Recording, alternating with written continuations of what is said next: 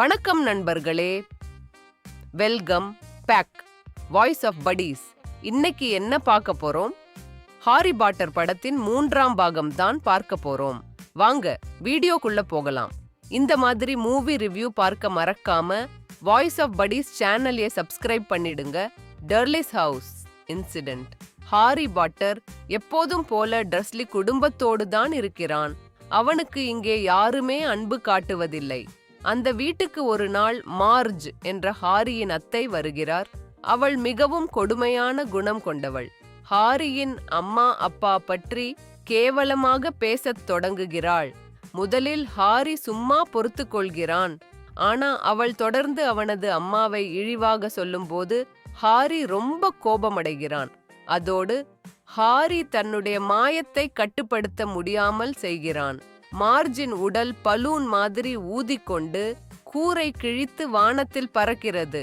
டஸ்லி குடும்பம் கத்திக்கொண்டு ஓடிக்கொண்டிருக்கிறார்கள். இதையெல்லாம் பார்த்த ஹாரி முடிவெடுக்கிறான், இங்க நான் இருக்க முடியாது, என்னை நேசிக்காத இந்த வீட்டை விட்டு போக வேண்டும். அவன் கோபத்துடன் தன் பையை எடுத்துக்கொண்டு வீட்டை விட்டு வெளியேறுகிறான்.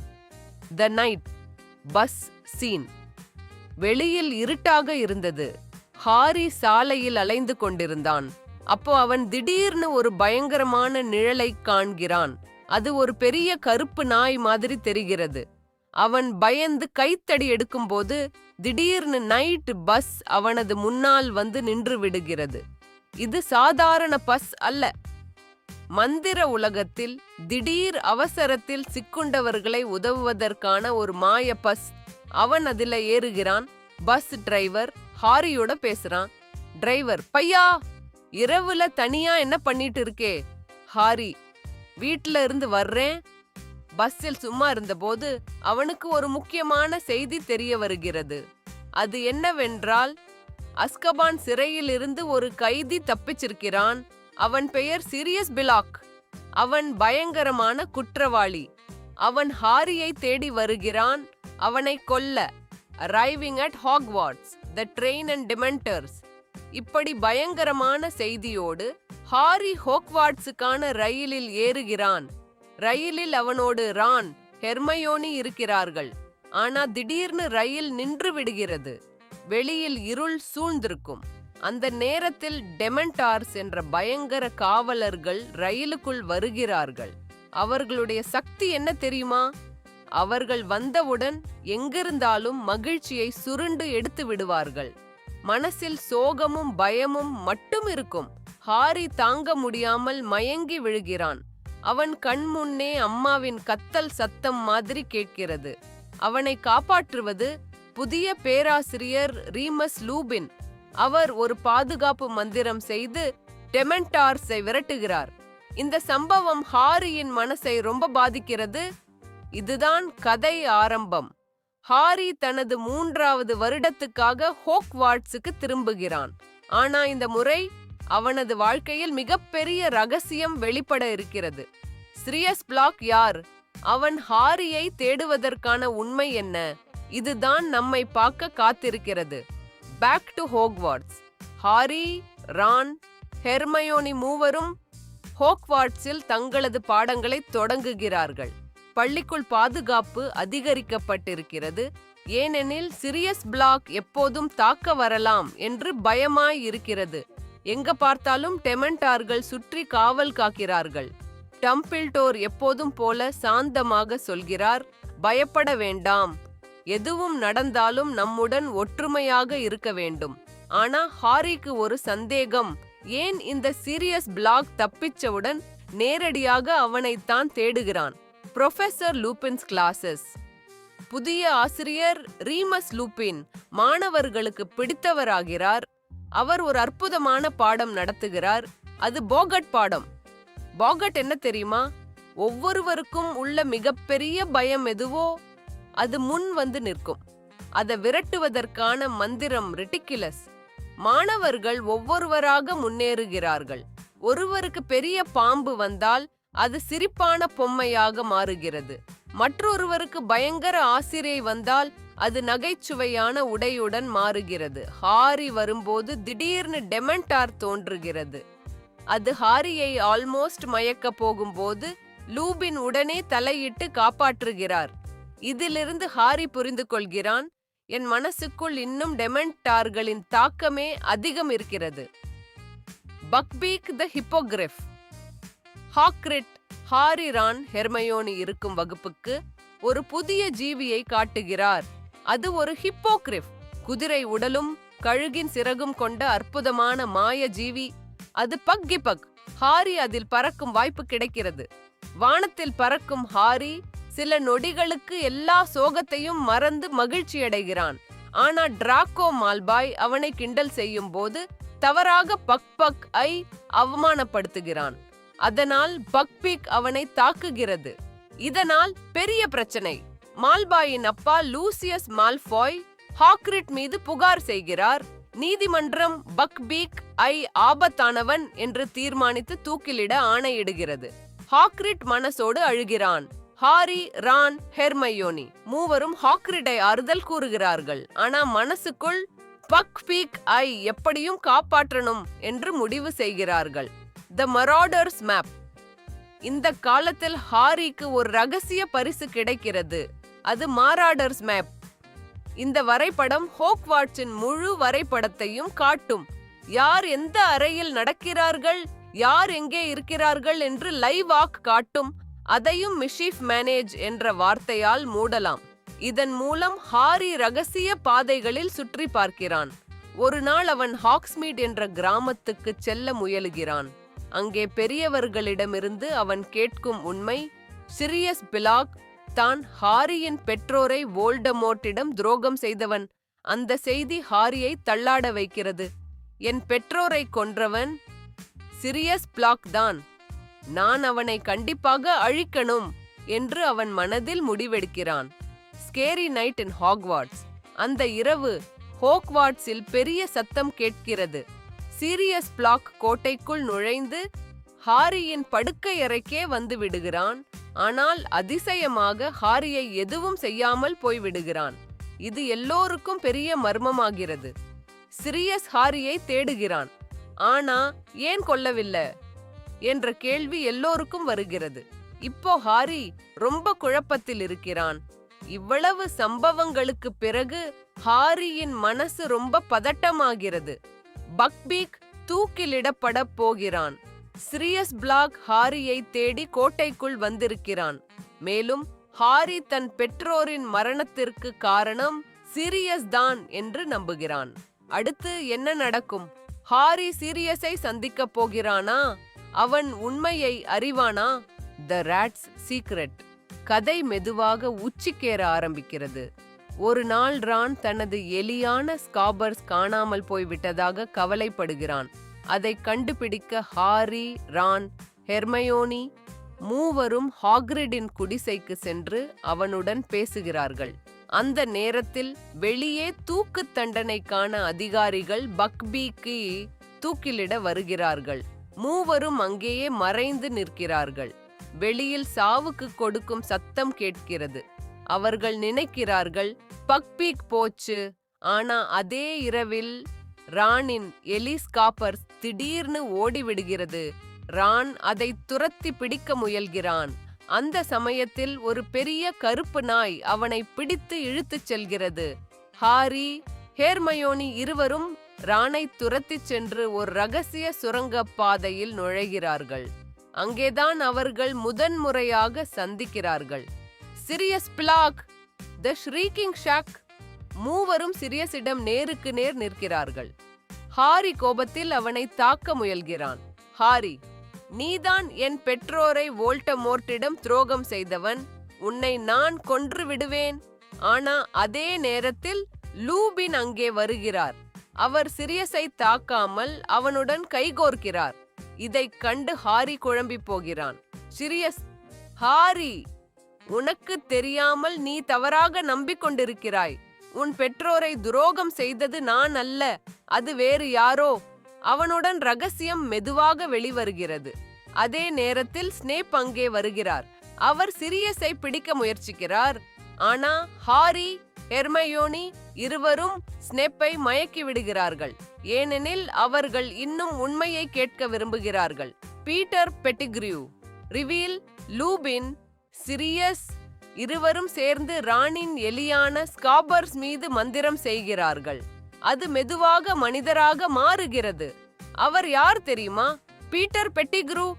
பீட்டர் தான் ஹாரியின் பெற்றோரின் நண்பர். ஆனா உண்மையில் அவர் துரோகி. அவர்தான் வோல்டமோர்ட்டுக்கு ஹாரியின் பெற்றோரின் இருப்பிடத்தை சொன்னார். அவர்தான் அவர்களை மரணத்திற்கு தள்ளினார். ஆனா வோல்டமோர்ட் விழுந்த பிறகு பீட்டர் தன் குற்றத்தை மறைக்க சிரியஸை பழிச்சாட்டி விட்டார். சிரியஸ் தான் சிறையில் அடைக்கப்பட்டார். உண்மையில் குற்றவாளி பீட்டர் தான். ஹாரி, ஹெர்மயோனி இருவரும் அதை கேட்டு அதிர்ச்சியாகிறார்கள். ஹாரிக்கு சீரியஸின் மீது இருந்த கோபம் உடனே மறைந்து விடுகிறது. The full Moon. அந்த நேரத்தில் வானத்தில் முழு நிலா எழுகிறது. லூபின், அவர் ஒரு வேர் வுல்ஃப் என்பதால் தன்னுடைய கட்டுப்பாட்டை இழந்து கொடூரமான ஓநாயாக மாறுகிறார். சிரியஸ் உடனே பெரிய கருப்பு நாயாக மாறி அவனை எதிர்த்து போராடுகிறார். பெரிய சண்டை நடக்கிறது. இந்த குழப்பத்துக்குள் பீட்டர் பெட்டிக்ரூ மீண்டும் எலியாக மாறி தப்பி ஓடிவிடுகிறார். இப்போது ஹாரி, சீரியஸ் இருவரும் தனியாக இருக்கிறார்கள். டெமென்டார்ஸ் அந்த இடத்தை சுற்றி ஹாரி, சீரியஸை தாக்குகிறார்கள். ஹாரி தன் கைத்தடியை உயர்த்தி பெட்ரோனஸ் மந்திரத்தை செய்ய முயல்கிறான். ஆனா பலம் குறைவாக இருந்ததால் முடியவில்லை. அந்த நேரத்தில் மிகப்பெரிய ஒளியாக ஒரு மான் வடிவம் தோன்றி எல்லா டெமென்டார்ஸையும் விரட்டுகிறது. ஹாரி நினைக்கிறான், இது என் தந்தைதான் என்னை காப்பாற்ற வந்திருக்கிறார் என்று. Back to Hogwarts. அடுத்த நாள் ஹாரி மருத்துவமனையில் விழித்துக் கொள்கிறான். டம்பிள்டோர் அவரிடம் பேசுகிறார். ஹாரி, நீ பார்த்தது உன் தந்தை அல்ல, அது வேறு ஒரு ரகசியம். உனக்கு இன்னும் புரிய வைக்கும் ஒன்று இருக்கிறது. அந்த நேரத்தில் ஹெர்மயோனி தனது டைம் டர்னர் ரகசியத்தை வெளிப்படுத்துகிறாள். அது ஒரு மாய சாதனம். காலத்தை பின்புறம் திருப்ப முடியும். அவள் அதை பயன்படுத்திதான் ஒரே நேரத்தில் பல பாடங்களில் கலந்து கொண்டாள். இப்போது ஹாரி, ஹெர்மயோனி இருவரும் காலத்தை திருப்பிச் சென்று நிகழ்ச்சிகளை மாற்ற முடிவு செய்கிறார்கள். இந்த பகுதியில் ஹாரிக்கு மிகப்பெரிய அதிர்ச்சி உண்மைகள் தெரிய வந்தது. சிரியஸ் பிளாக் துரோகி அல்ல. உண்மையான குற்றவாளி பீட்டர் பெட்டிக்ரூ. ஆனா அவர் தப்பிச் சென்று விட்டார். லூபின் தனது வேர் வுல்ஃப் சாபத்தால் தன்னையே இழந்தார். இப்போ ஹாரி, ஹெர்மயோனி இருவரும் காலத்தை மாற்றி தங்கள் நண்பர்களையும் சிரியஸையும் காப்பாற்ற வேண்டும். அது எப்படி சாத்தியமாகிறது? ஹாரி பார்த்த அந்த மர்மமான பேட்ரோனஸ் யார்? Time turner secret. மருத்துவமனையில் டம்பிள்டோர் ஹாரி, ஹெர்மயோனி இருவரிடம் ரகசியமாக சொல்கிறார். நீங்கள் மூவரையும் காப்பாற்ற வேண்டிய ஒரு வாய்ப்பு இன்னும் இருக்கிறது. ஆனா அதை மிக கவனமாக பயன்படுத்த வேண்டும்.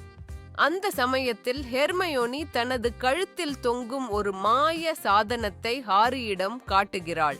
அதுதான் டைம் டர்னர். அதை சுழற்றி அவர்கள் சில மணி நேரங்களுக்கு பின்புறம் திரும்புகிறார்கள். அதாவது முன்னாடி நடந்த சம்பவங்களை மீண்டும் காண முடிகிறது. இப்போ அவர்கள் ஹாக்ரிடின் குடிசைக்கு போய் நின்று பார்த்து கொண்டிருக்கிறார்கள். அவர்கள் தங்களது பழையவர்களை அங்கேயே பார்க்கிறார்கள். ஹாரி, ஹெர்மயோனி இருவரும் தங்களையே பார்த்து அதிசயப்படுகிறார்கள். சேவிங் பக்பீக். அந்த இரவு தூக்கிலிடப்பட்டது பக்பீக் என்று நினைத்தார்கள். ஆனா உண்மையில் அது இன்னும் உயிரோடு இருக்கிறான்.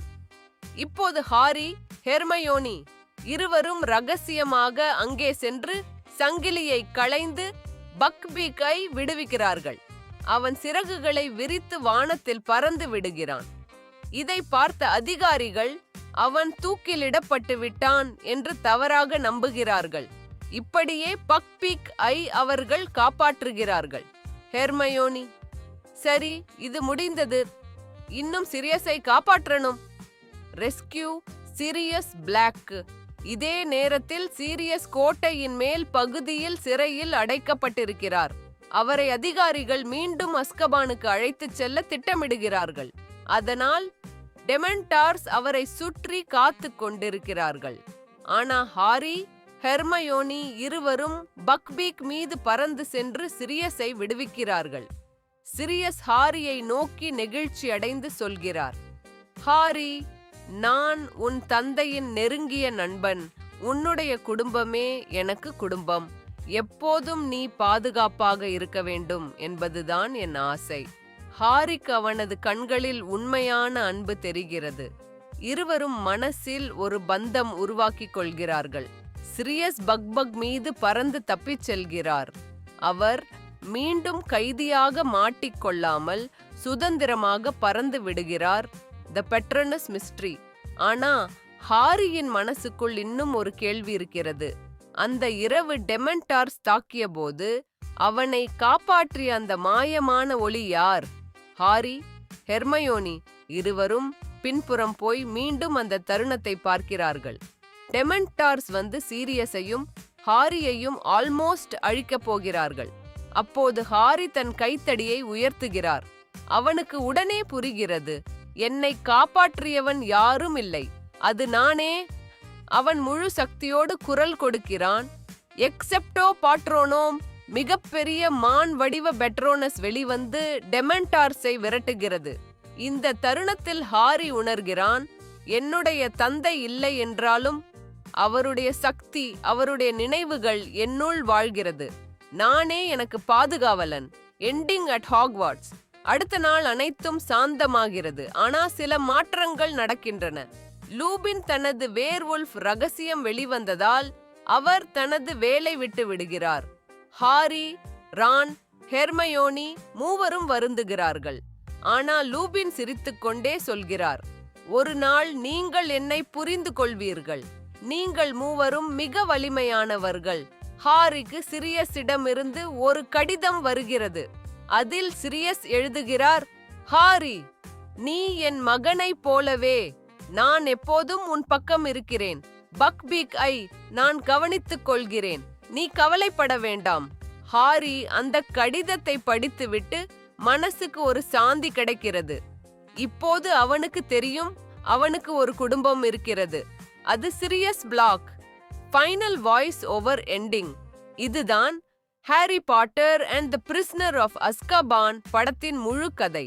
முதல் 2 பாகங்களை விட இந்த பாகம் இன்னும் இருண்டது. ஆனா இதுதான் ஹாரிக்கு மிகப்பெரிய திருப்புமுனை.